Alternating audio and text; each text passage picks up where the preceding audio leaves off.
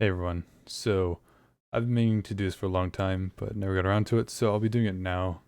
But basically, I'll be going over some of the more advanced concepts for using dynamic bones, not as in new applications, but same applications, but perhaps kind of showing you better ways to do it, more efficient ways, or even ways that work better or look better, perhaps.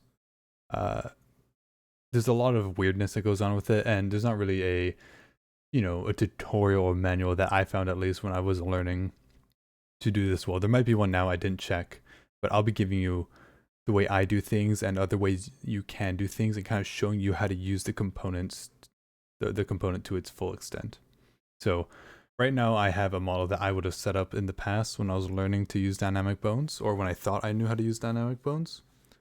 And so this might be a little weird. I didn't take a bunch of time setting it up, but it's something like this, and I'll go into detail over it. So you'd hit play, and it would be something like this, right?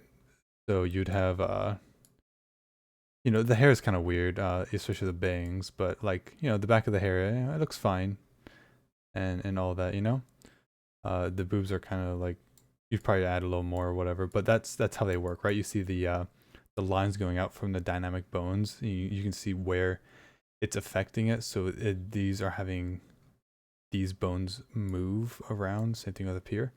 So this setup is fine in most, in certain cases, I should say. The reason why I don't like to do this, and I tell other people to try doing it another way, is because a few reasons. So first, like the breasts, the way, so this is how people do it, right? They'd sit up on the chest bone with the root being the chest, and they would exclude things like the shoulders and the neck, right? So then it's just the breastbones left over, and that's fine.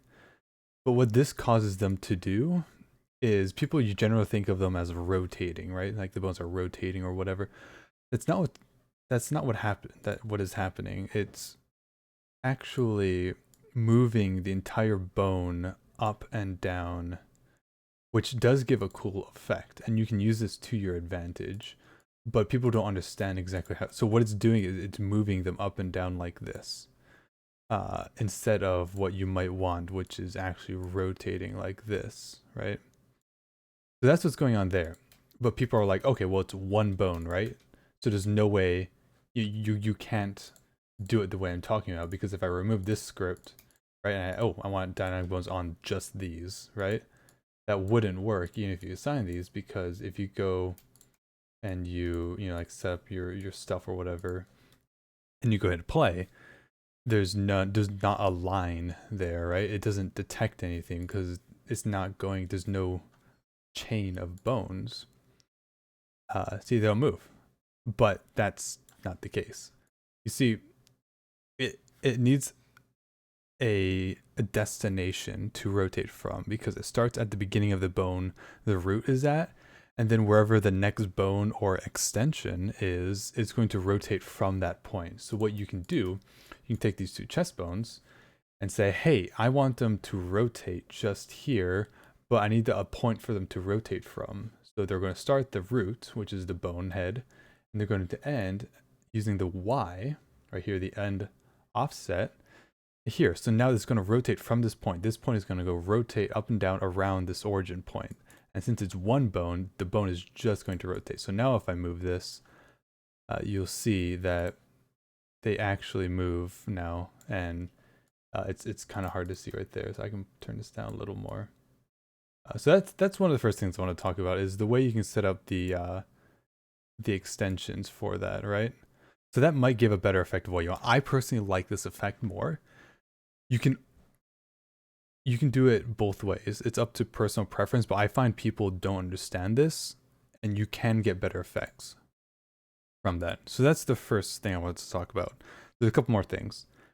The next thing is how to explain it. The way it's the way your inertia, or your inert option, works. people, and I just did it now, and sometimes people test their models by, okay, well, before I get into this, actually, let me show you the model I have set up with using the principle I just told you about, using extensions. So instead of the hair moving from that root and then rotating from the bone chain down the line, and the reason it moves instead of rotates is because these bones aren't connected like head to toe, right? They're not in series, they're kind of offset. But now if I show you this and I rotate the model, right, you can see that the effects are a little nicer. In my opinion, they're very subtle. I have mine very subtle. You can do it more, but I think it gives a better result. But there you go. You know, if it's an option if you want to use that or if you like it. The second option, or the thing I wanted to talk about, was the inert option. And what the inert does, people like to keep this low because when they test their models, the avatars, the physics, right? They take them and they move them back and forth. Oh.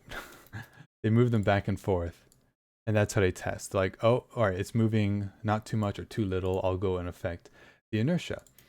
But so like if it's all the way up, you're like, oh, I don't want my inertia all the way up because then nothing moves, right?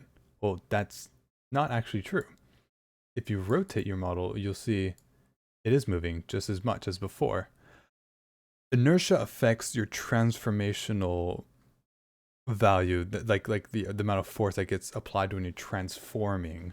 But when you're in VR and desktop or whatever, it doesn't matter if you're in VR or not, when you're looking around and moving your body subtly, it's much more rotational than transformational.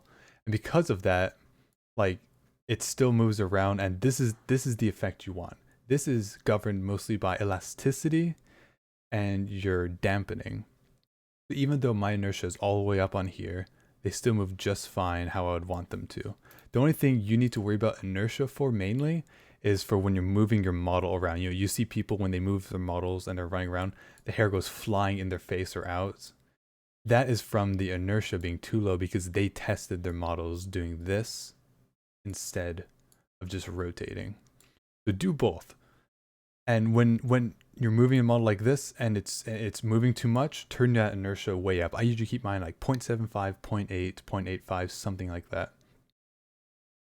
What really matters is, again, elasticity, which is how kind of bouncy, how much it wants to get pulled back into its original position, and dampening, which dampening is how much force is getting applied to it so it wants to go back to that original position. Dampening will make it a lot more, it'll take a lot longer for it to settle, right? It's going to bounce back and forth more the lower the dampening is. The elasticity is how much force it wants to get pulled to up to original point. So that was the second point I really wanted to touch on. And the third is the use cases for both and some more advanced stuff. So now that we've kind of talked about some of the things that I personally like to do that I'm surprised more people don't understand, at least understand fully, you can combine these methods. So say I like the idea of these breastbones rotating, but I still like the effect when they did move up and down a bit, right? So I have clipping on here because I didn't design them to move. If they rotate, they don't actually clip at all.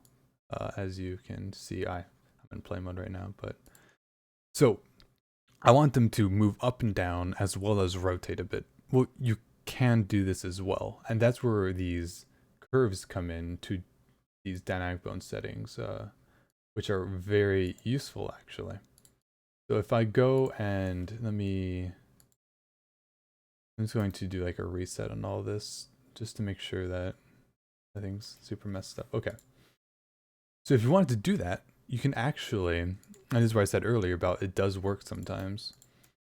I can remove these scripts and put one on the chest like we did before. And I know I said that this is not an optimum way, or I don't usually think of it as an optimum way. So I'm just saying my settings roughly of what I usually have it at. Also, stiffness is purely just a limit. It's a hard cutoff on how far the bone can move.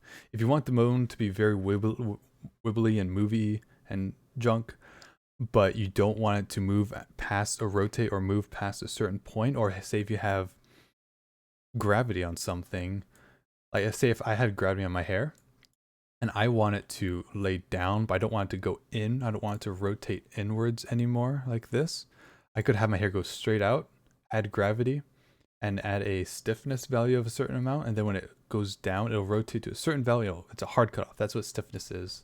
It's just a hard cutoff on how much you can move. So play with that at your own discretion. It is useful in certain cases, so I'd recommend keeping that in your kind of toolbox.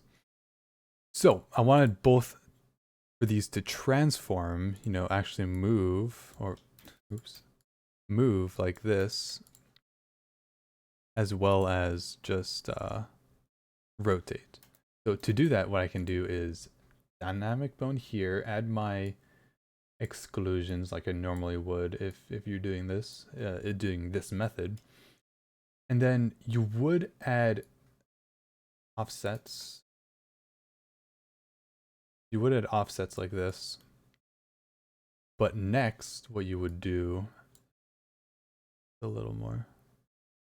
But next what you would do, so if we played it right now like this, it doesn't look very good in my opinion. It's a little too crazy. But and remember that adding extensions still does help quite a bit. And right there, see, I moved it around, it didn't move too much, but if I rotate it, it will move a lot. So say it's a little too much for you, right? So what you can do instead is go to chest, which it is too much for me. I don't like that. Elasticity. And what this does, it's a hard cutoff. So whatever this value is set at right here, this is going to be your 1 mark. So I'm going to set this to 1. But if this isn't set to 1, 1 on here corresponds to the maximum value that is displayed here. You're doing between 0 and 1, which is 0 and whatever this value is. So I set this to 1. This goes down the chain hierarchy. So this bone here, the one going diagonal, I want this one to be much more stiff, have a lot more elasticity compared to the bone that's going, horizontally out of my chest. So since that's the case, what I can do is find the 0 mark here. I want this to be at like 0.2 elasticity, but I want the second bone to be at like 0.04, say. So the first half, since there's only 2 bones, the first half of this is just going to be up here, and it's going to be at 0.2. You can see the second group of numbers there is 0.2. Then this second part, I'm double clicking to add these in, going to be down at 0.02. 0.02 approximately. So this would be the first bone. I cut it off right before it transitions to the second bone. The second bone goes across this line and gets applied at 0.2. So 0.2 and 0.04, sorry, or 0.02.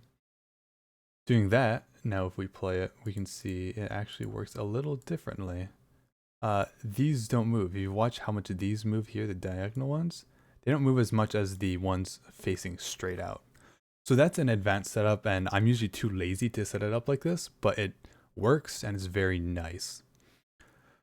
So those were the biggest things I wanted to talk about, and I hope this helps. And I'm sorry it's kind of rambly and a little weird. If you have any questions, or if you have like certain setups you're not sure about using this method in, contact me. My Discord will be in the link, or you can just DM me directly if you really want to, but I recommend going through my server. And yeah, thank you for watching, and I hope this helped. So see you next video.